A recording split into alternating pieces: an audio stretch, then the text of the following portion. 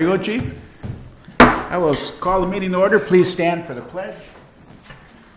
I pledge Allegiance to the flag of the United States of America and to the republic for which it stands, one nation, under God, indivisible, with liberty and justice for all. We'll have roll call, please. Member Wallers? Yes. Selby? Yes. Phillipson? Miller? Mayor Hughes? Yes. I'd like to make one change on the agenda. We'll move item E down to petitions, requests, and communications. So it will not be part of the consent agenda. Okay, citizens' comments. Who's representing the skate park? All right, great. Floor is yours.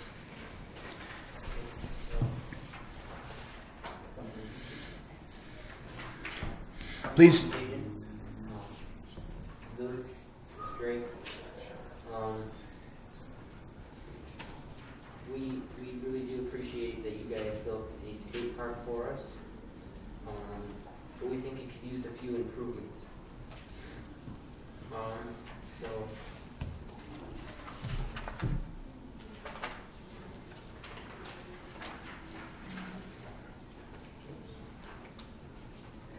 the first picture,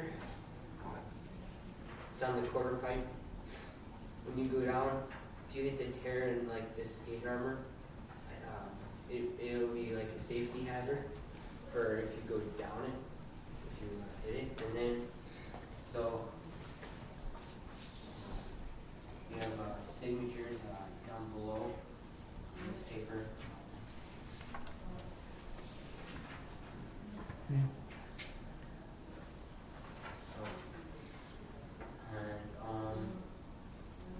second picture on the half pipe. It also shows tears in the skate park, which is another safety hazard if you go down that. Third picture has like screw exposed, so we're just thinking like if you go up it or down it, you might fall or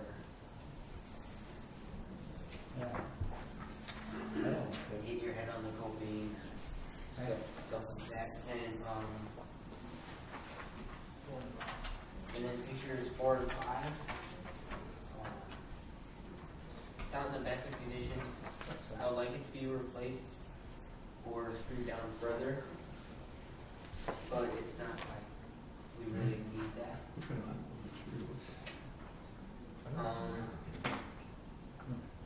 Looks like it's plywood or something.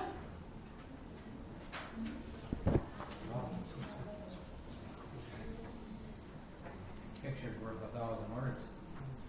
So is that just plywood, or is it I a don't rubber know. coating? I think it's just plywood or something like that. It looks almost like there's Coating on top of it. Yeah. He said with like skate armor over it. Skate armor, is that what? I think so.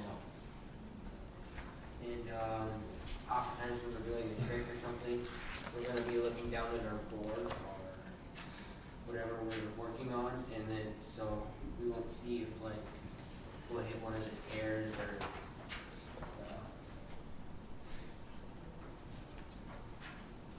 holes and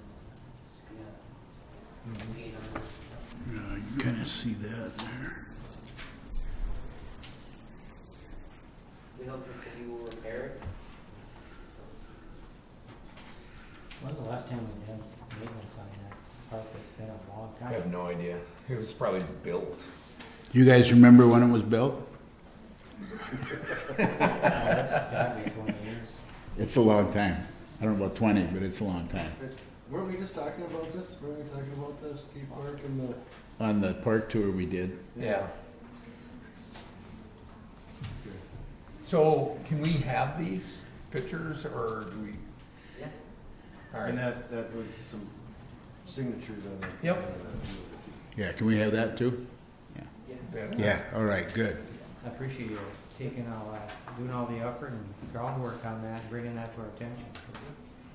I would have had no idea that it was in that condition, because I don't skate. But that's great.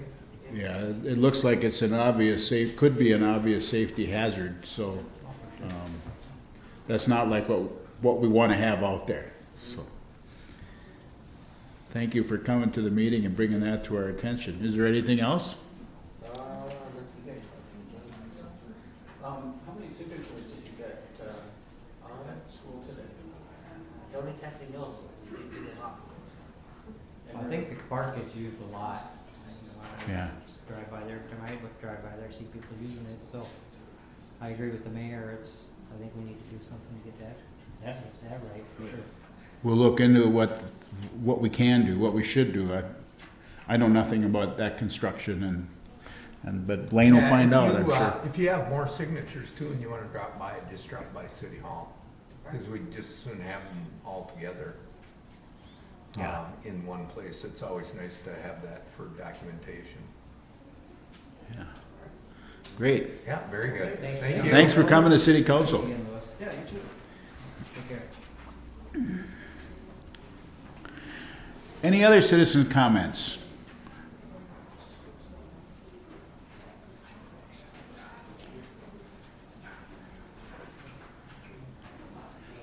They're going to be in the radio and in the paper. Any other citizens' comments? Okay, we have no public hearings tonight. We have reading and approval of minutes from September 24th. I'll move approval of the September 24th regular meeting minutes. Second. Any discussion? All in favor say aye. Aye. Aye. Opposed? Carried. And we have the condensed version of the same meeting. I will also move approval of the condensed version of the minutes from the September 24th meeting. I will second that. Any discussion? All in favor say aye. Aye. Opposed? Carried. I will move approval of the consent agenda consisting of audit of city bills, the pay estimate number 2 from Riley Brothers for the street projects, the September transit report.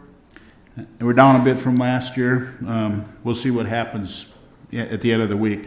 Application for exempt permit from Ducks Unlimited and the raffle license report from Miss Morris.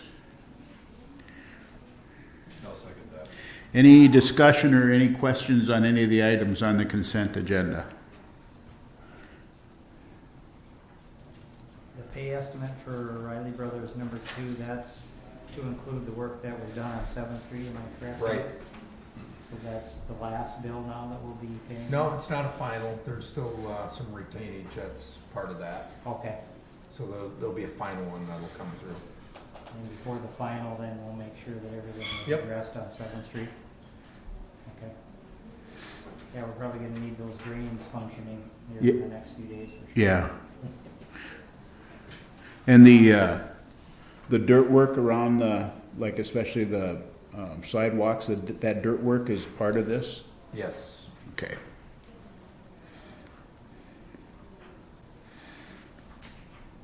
Any other questions or comments on the consent agenda? That's all right. All in favor say aye. Aye. Opposed?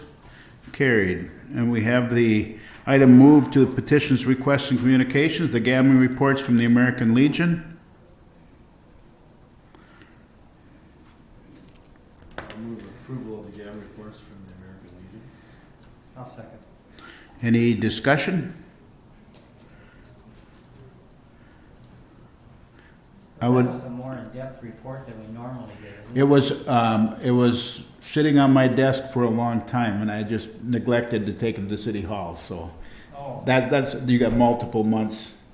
okay. So- I was wondering why. I'll get caught up and then I'll keep it that way. Okay. So I apologize for the volume of that. I'd like roll call vote, please. Councilmember Waller? Yes. Bobby? Yes. Willison? Miller? Mayor Heath? I will abstain as an officer of the Legion. Ordinances and resolutions. We have a resolution authorizing the city to be a sponsor organization for the Sarbec Student Summer Camp.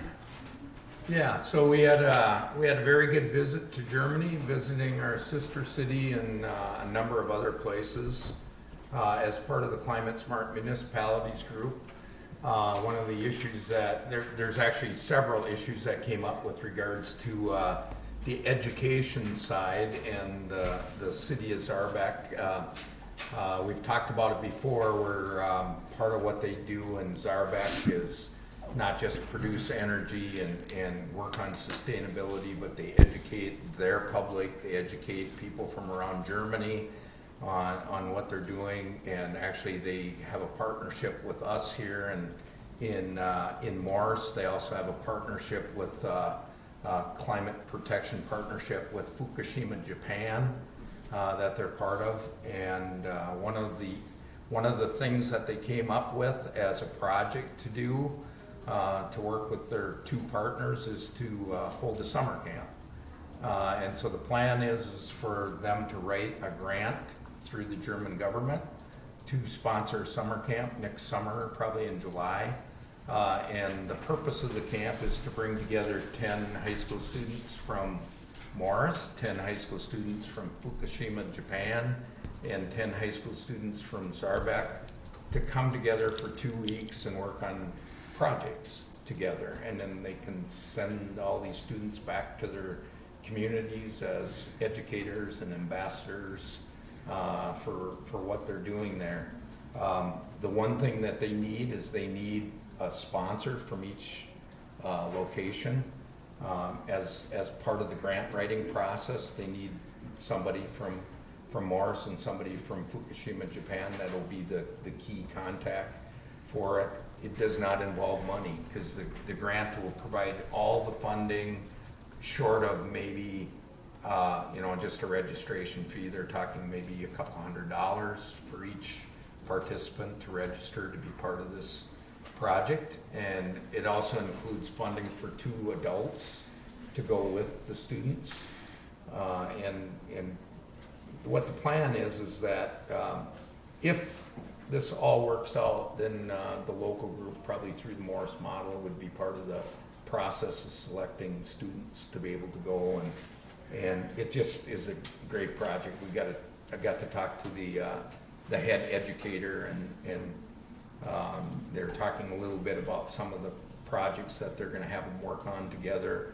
Part of it's going to be working on actual projects, maybe doing something physical, maybe putting together an informational piece that they can share back, a video piece that they can share back, but they'll all work together, they'll all live together, and it's just a really interesting thing.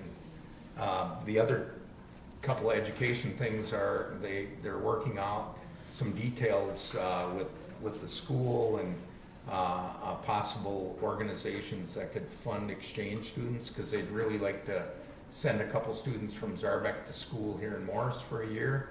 We know that there's exchange students that come all the time from different parts of the world, and it's just a matter of putting together the structure to facilitate that. And they would like some students to come from the United States, Morris, to go to school there.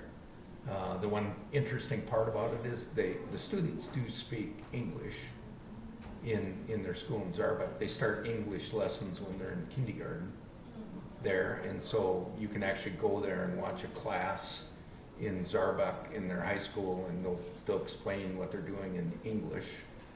Some kids probably aren't as comfortable as other kids, but that's a general thing that I've noticed wherever we go. If you have a problem speaking English with somebody that's older, you just find a young person, because they're going to speak English usually. But they're talking about also doing a curriculum in the school potentially for sustainability, which is what they do in Zarbeck in their school. They teach students all about it, and that's one of the 4 pillars of our sustainability strategic plan, is to educate our people, try to change the culture. Well, this is a great opportunity to do it. I think there's gonna be 10 lucky students that are gonna go on that trip. Man, what an experience that'll be. I'm looking forward to the criteria that the Morris model will develop as to who gets to go. Well, and the one Essays thing, or the one thing something. that Kim can share with you, we actually had a couple school board members went over with us. It is not a sightseeing trip. We just got back, we spent 9 days there, and I guarantee you, we didn't even get time to go shop. It is not a sightseeing trip. It is from early in the morning till late at night, nonstop, going from place to place to place to talk to people, to learn from them. We got a chance to see their state government and how they're set up and everything. We got a chance to talk to a lot of different people. For me, as a city manager, it was very interesting talking, and we can talk about it a little bit later, but seeing how their utilities are set up. So we got to go visit a couple utilities, which are kind of like a utility here, but at the same time, it's like a public works department. So a utility company might be just like the public works department. It just depends on what city you're in and how big the area is and all that kind of stuff. But so this is going to be a busy time for whoever goes over there, and they're going to be thrown right into the mix with they do a very good job in their education center, putting people to task. We've seen it, you know, we've had a chance to see young kids in that education environment where they're learning about everything from recycling to how energy is made, how energy is used, and there's a lot of new things that we're looking at now with battery storage and the potential for doing some additional things. So it's going to be, you're going to want students that are going to want to go over there and participate and learn, because they're going to have to. That's the way it's going to be set up. That's pretty exciting. Yeah, you know, as we look back from where this whole thing started, you know, the first trip that Mayor Luce made, now seeing something like this develop, and the opportunity to send 10 young kids over there to get them fired up about this would be real beneficial. Yeah, that's Absolutely. pretty. So basically, what I need is a resolution authorizing us to be that local partner, sponsor, and then I'll go back to them, and then they'll start putting together the grant agreement for, or the grant application. I'll move on that resolution, authorizing the city to be a sponsor organization for the Sourback Student Summer Camp Program.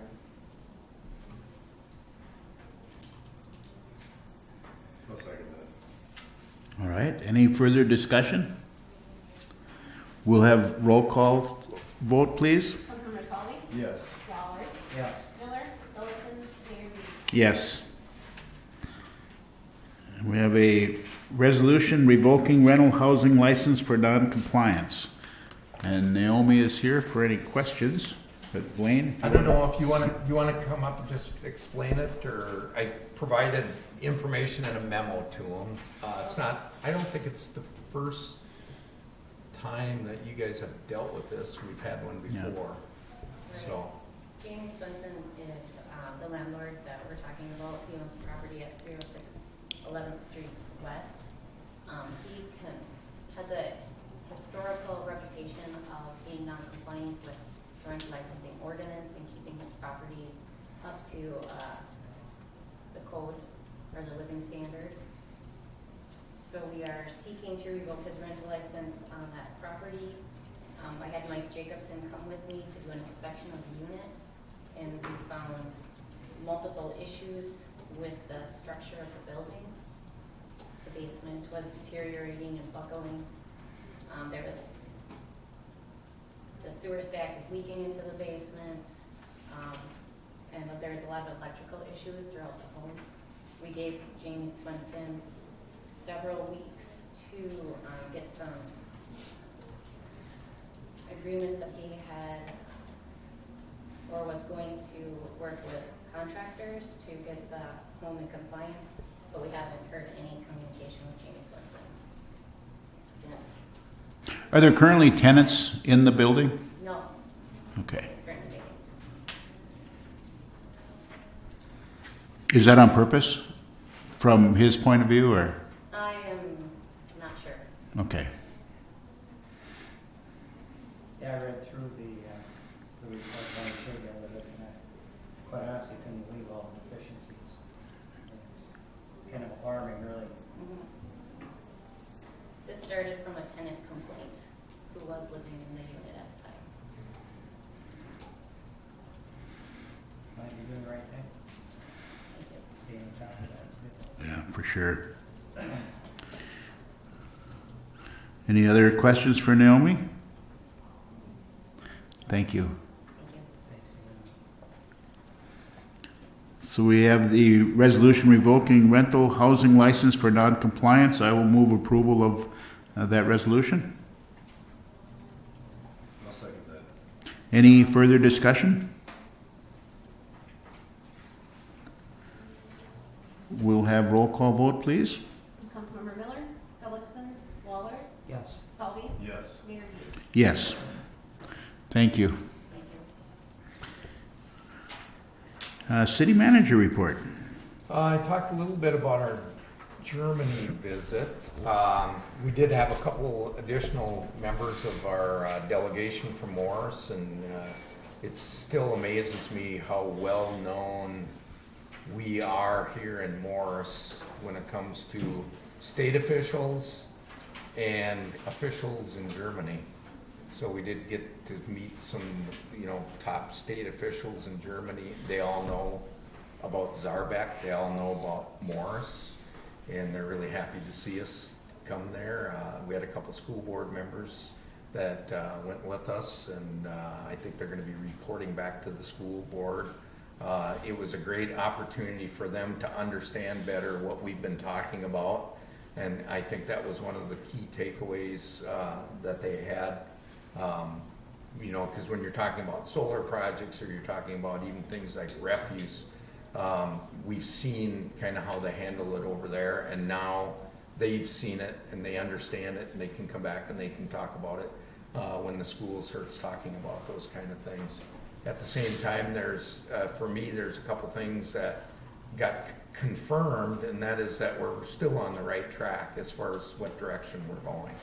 I mean, there's a lot of things happening in the world, but when you get a chance we got to talk to one of the top advisors for investment bankers probably in the world.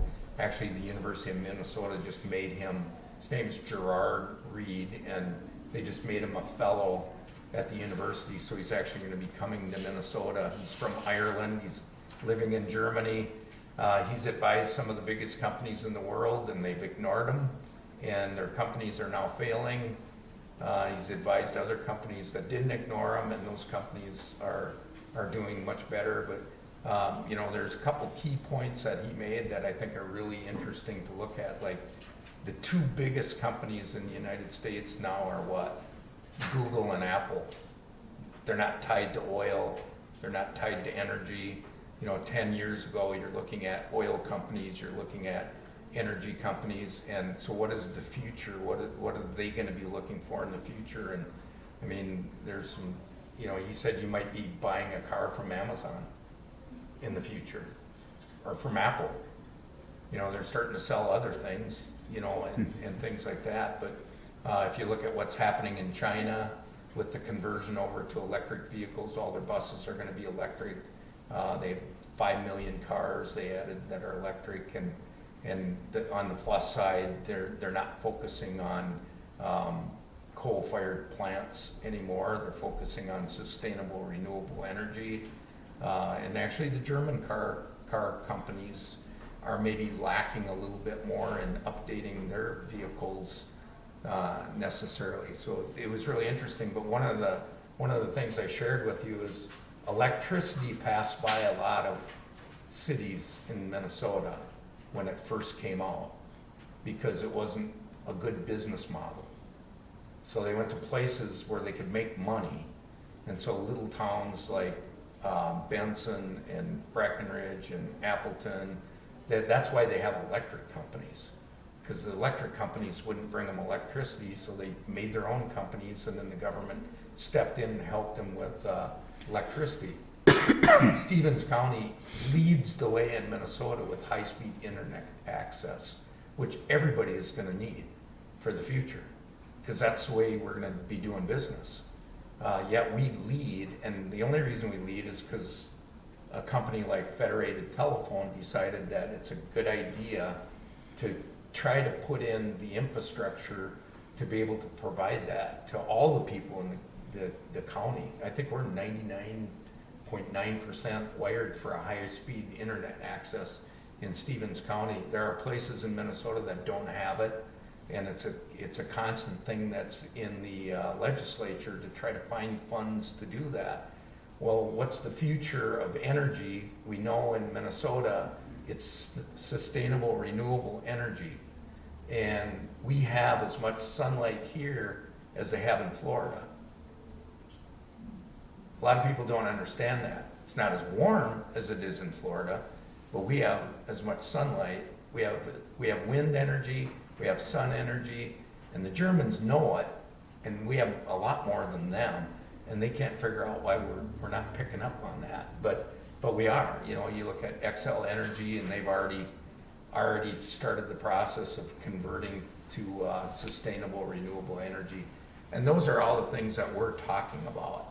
And we don't have to use the word climate, we don't have to use the word environment, we just know and understand it's the right track to take.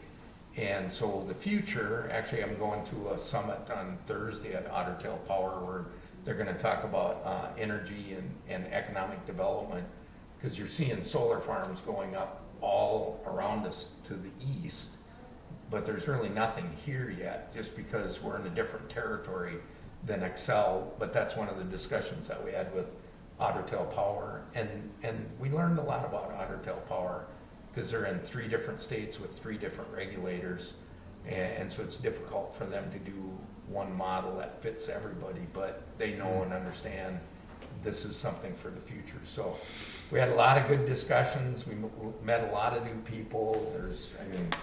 Actually one of the things I think I shared, they do a lot of underground pipe repair without digging.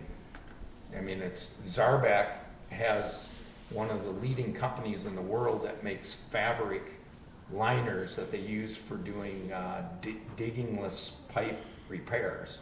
And they can do them huge pipes, they can do them. And we got a chance to see their plant where they do this fabric. And it was an old textile mill that couldn't make money anymore, and so the owner came up with this idea to go into carbon fiber and fiberglass and make products that they use for shipping, making ships. They cover wind turbine blades. They do all kinds of stuff. But I got to go to a pipe conference where they showed technology, how they clean out the pipes, how they line the pipes, how they use they use light to basically solidify the pipe in there, and then the pipe that's actually there is a very strong, durable pipe that's going to last for a long time. We've seen a little bit of this. I know Jay has seen some of it too, but we just don't do it here because I don't know that the technology is as advanced here, but that was one of the things I took away from it. But very good trip. Guido is going to be coming the 18th to work with us again. So one of the things, we did find a candidate to offer a job to for the sustainability coordinator. He's actually finished up his master's degree program at the University of Southern Florida. He's got a bachelor's degree in civil engineering, master's degree in sustainability, and he actually comes originally from India, and he's worked with the city of Tampa on some internship things with transportation and the county that the school's in, and we're kind of excited to have him come here and start, and he'll be working on he's more technical than a couple of the other candidates, but I think it's going to be interesting to have him here. He can only be here for a short period of time, but the grant is only for a short period of time, and so it's going to work out good for both of us, I think. So hopefully the next meeting I might be able to introduce. His name is Sandeep Katala, and like I said, he's got an engineering background and a master's in sustainability. So we're excited to get that process going on that LCCMR grant. Any questions on the Germany trip at all. Otherwise, I'll answer any other questions you might have on my newsletter. Blaine, I got a couple things on, with regards to the East 7th Street 7-foot parking lane change. I have couple of main concerns with that. That road is, as you all know, is a pretty high traffic road leading out to the university. There's a lot of heavy bike traffic there in the summer for sure. People riding bike up to Eagles, etc. And when you start parking vehicles on both sides of East 7th Street, you're going to have bikes that are going to be basically in the lane. And I see a real potential for an accident. That's one of my concerns. And the other concern is in the wintertime with snow removal. You know, we always struggle with that. And that's, again, a main snow emergency route. So I just think we're setting ourselves up for a couple of potential problems there.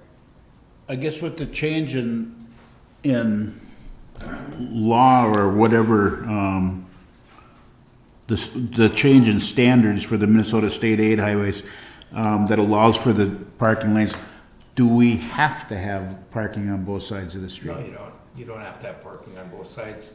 One of the things that happened with this is now the center line is the center line. Right. Which is good. You don't have to have parking on both sides, but this is the way they striped it according to what the Minnesota State Aid highway rules allow. The one thing I will tell you is that we in Minnesota, we want wide streets because we're afraid to drive vehicles. You go to Germany, they all learn how to drive vehicles. Right. And so if you look down 7th Street, what you're going to see is you're going to see cars fit into these parking lanes. Big, giant pickup trucks do not. That's the issue. And as far as, you know, and one of the things we talked about a little bit at staff, 7th Street's not the street that people should be riding their bikes down to get to the university because it's the busiest road that's there. You know, but ride on the sidewalk. You're allowed to ride on the sidewalk. That's where I would ride my bike. No sidewalks, though, Blaine. Well, you can look right across, you know, Mayor, what I'm talking about. Yeah, absolutely. The whole But I stretch mean- from, I wouldn't ride a bike on there. So if we're afraid to drive vehicles on roads that have cars parked on it, come up to my neighborhood and see how we do it. Because we all learn how to do it. You know, we have narrow roads. We don't have as much traffic, but at the same time, the lanes are big enough for the traffic. If somebody's parked and they're getting out of their vehicle and they open the door, you're going to have that problem on Main Street. You're going to have that problem on California Avenue. You're going to have that problem on South Street. You're going to have that problem. You know, that's the one thing about it is we talked about this. The biggest problem that we have is somebody painted the stripe. And if the stripe wasn't there, it probably wouldn't even be discussed. But everybody's worried about that stripe and that spot. And what if somebody parks over the edge? Well, of course they're going to park over the edge. They do it all the time. They have to, because quite honestly, I drove by there the other day and looked, when a pickup is parked, no matter what, you're going to be over the stripe. I mean, you're over about 6 inches. You can't hardly get a pickup between the stripes and the curb. Right. You can't. So I guess what I would recommend is just, people are used to not parking on the north side right now anyway. We have signs up. I mean, why don't we just leave it that way? There's no saying we have to have parking on both sides. I just think we're asking for trouble. I think the signs are down. Well, they were just up last week. Yeah, I don't know if they're. No, the signs are still I think they're. Are they still there? But Well, I looked for them this morning and I Can I didn't just see give it. you a little background on this? Back in '84, I think Lane was working for the city at the time. When that street was redone in the early '80s, it was set up for one parking only on one side and then the offset crown for the two driving lanes. When we seal coated, we striped it about like it is now, actually, because we were worried about people running out into the street from the traffic over by the park there. Well, the state aid engineer at that time, Vern Korsendorfer, I think you might remember him, Blaine, he came down on us so hard, he threatened to take away our state aid. So we actually went out there and had to blacken all that white lines that we had. And like Blaine said, what we should have done is not striped it at all, and just kind of let things go and then stripe the center line. But we had it just the way it was, and we had got shut down right away, so we had to go back to the other manner. And like he said, now the standards have changed, so things are different in the state. But, you know, I just wanted to give you a little background. This is like a deja vu for me going back, 35 years, sitting right in here with Roy Lupkin and Lee Swanson and that group Sure. of council. Thank you, Jay. But now the standards are actually changed to But the way it was done. I agree with Lane. I think we should just black out those two white lines, and then, I don't know, unless you want to have bike paths or something like that, that's certainly a sustainability thing. And then just let people park on both sides and see what happens. Yeah, because in the wintertime, and I'll tell you this, because we talked about this in staff too. If we're going around parked cars in the wintertime with a plow, it's our own fault. It's our own fault. Because we don't want to mess with doing a snow emergency, is really why it's happening. But if you do a snow emergency and you clear the streets, then you can try to get to the curbs with plowing and then make more room.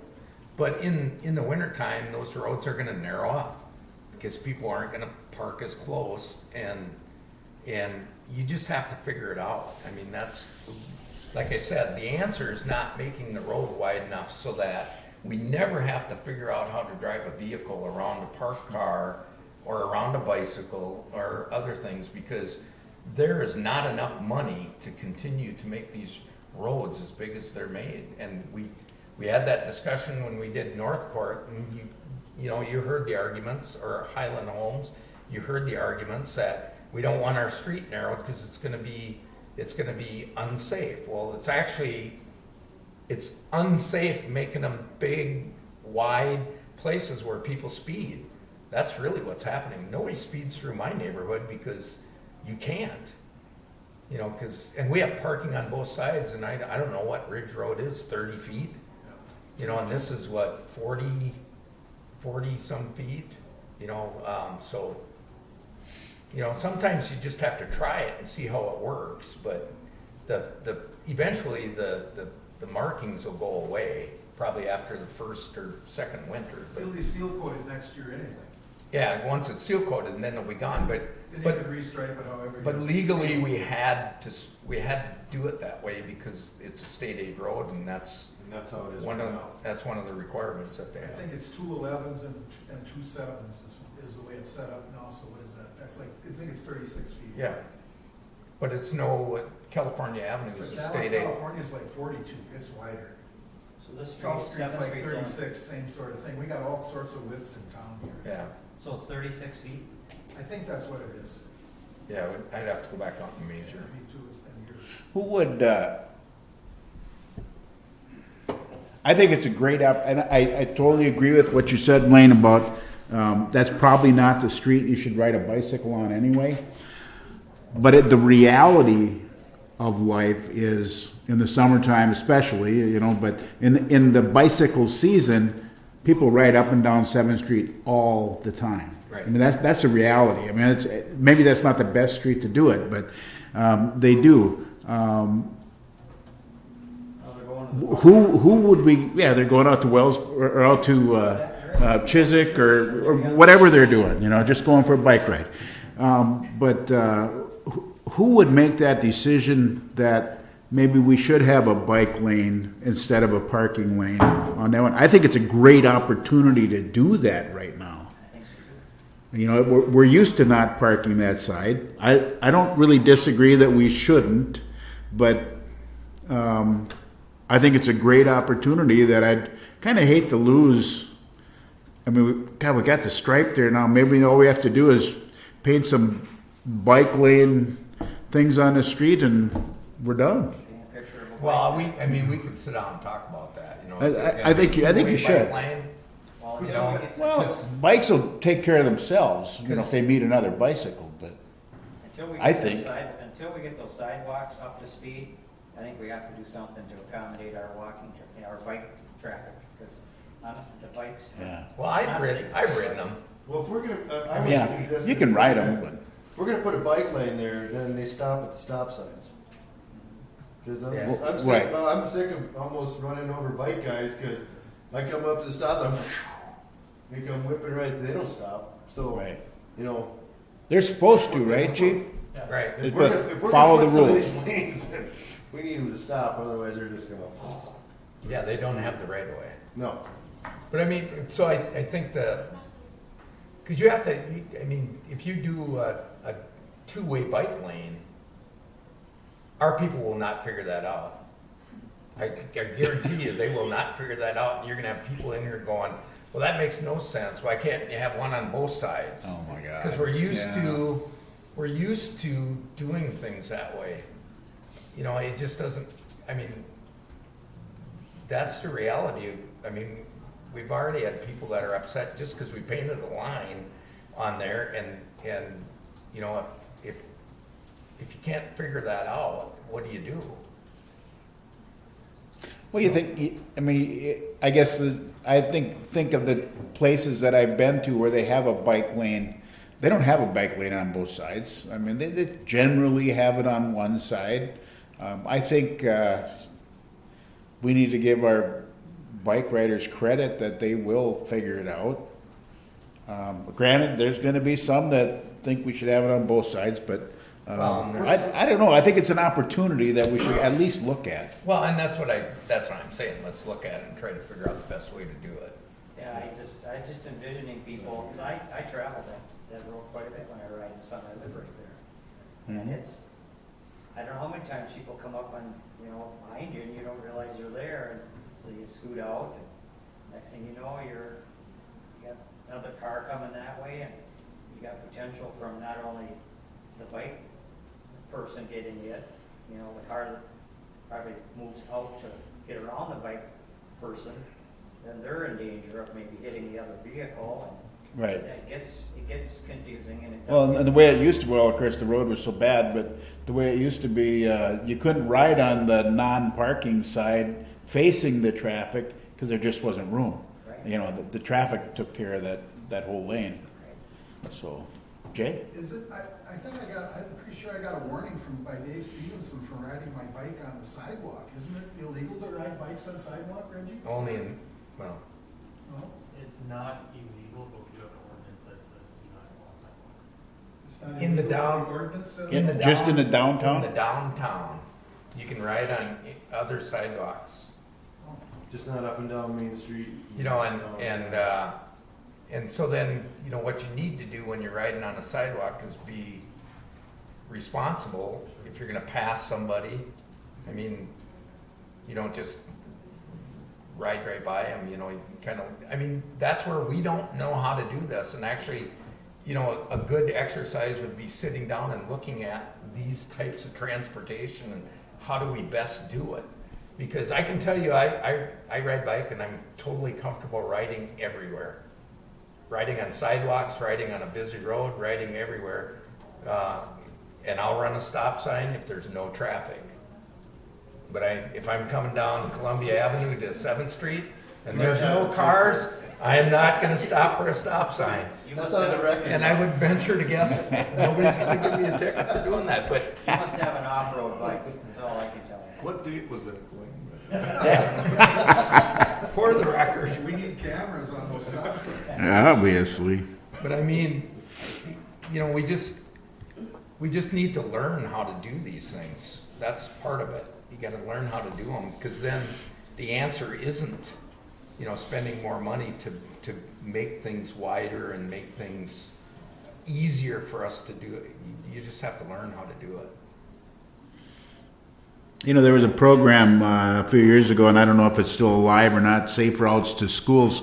I don't know that that's a part of it or not, but I know a part of that discussion was having safe bike routes. And I agree that sidewalks are okay, and they're probably way more safer than being alongside of a traffic lane. But I think we should look at it. Gentleman has a question. Yes, sir. I just want to comment, I hope I'm not talking out of turn here, but there is a group of young people in town that I think will be coming to you to press for bike lanes on 7th Street. You know, they're very concerned about that. The timing is good if they would come. Yeah. Well, I think I know who one of them is, so. Yeah, good, But thank yeah, you. I mean, we need that discussion. Yeah, Well, if we're trying to truly, go the green direction and promote that type of traffic, I think we'd have to take the lead in that area, for sure. Yeah, if you ask anybody that went on the 10-mile one-way bike ride that we took in Germany, you'd be surprised at how inept we are as individuals getting around transportation-wise. Because we saw a road that couldn't have been probably 15 feet wide. It had 2 lanes both ways of traffic, and there are bike riders on both sides of the road. And they know that you do not hit a car and you do not hit a bike rider. So your idea that you're gonna drive down that road 30 miles an hour because you need to get somewhere goes out the window, and they learn how to go around each other and slow down for somebody on a bike and all that. It's almost beautiful when you watch it, because you'll see little kids on bicycles. We saw one mom that the kid must have fell asleep in the car seat, so her bike seat, so she was holding the kid riding one arm, and another guy carrying a bicycle. I mean, they have to, because they do not have the space to be able to build wide roads and things like that there, so they all learn how to do it. Not to say that we have to do it here, but at the same time, you can. I would never feel uncomfortable riding down 7th Street on the road on a bicycle. Well, their vehicles are smaller too, correct? I mean, they don't have great big trucks like. They don't have big trucks. And their vehicles, their cars are smaller. Well, their cars are about like ours. I mean, they're not. We have small cars here too. They're all Well, I know we have BMWs some, and I mean, majority Mercedes, and Our that's. vehicles are bigger. We got SUVs. I don't know if they have SUVs there, but I mean, many. you look at our vehicles and they're Yeah, tend to be so- bigger. Well, I think one of the things I think about too, though, is if we start a bike lane there, where does it stop? Right. We're gonna go down California too? We're gonna go on Columbia? We're gonna go all the way down 2nd Street to the Well, I mean, university? you know what, we gotta start somewhere, Brian. Well, and we Yeah, I'm look. not saying that, I'm just You know? saying, how, we all got funded too. Yeah, I think you gotta look at the amount of traffic that each road gets. I mean, that Columbia, as we all know, is a very high traffic road also. yeah. A lot of young kids, because obviously we're going to school, so, I mean, I think those are all the things you have to look at when you make those types of decisions, is the amount of traffic that goes on that road. Yeah, I was part of a Safe Routes to School committee, and we actually, one of the goals was to get from the far west side of Morris to the school. So how best do we do that? What would be the main routes to get there? And then the focus would be to make sure all the sidewalks on that route were fixed up, because you're talking about walking and riding bikes. And then signage, so that people knew where the route was. But I think we did not go all the way down to Columbia and come up the hill. I think we cut across it like Colorado. And then came all the way down to South Street, and then you jump on South Street, and then you can get over to the school easier. But yeah, I mean, and it can't be, well, this is where I want to ride necessarily. It's got to be, well, what's the safest place for you, to ride, because that's one of the things you want to focus on, and maybe we talked about that with sidewalks, start making some main sidewalk connections like California Avenue and Oregon Avenue and 7th Street and the main ones. Focus on those first, and then you can go from there. Well, you can do the same thing with a bike route, so get to the bike route, and then once you get on the bike route, then you can get to where you want to go. So, yeah. Great discussion. Anything else with the city manager report? Just the budget work session on the 24th, so if we're still on schedule to do that. It's Thursday at 5. Thursday after our next council meeting. Yep. Okay, anything else come before the council? Thank you. Meeting adjourned.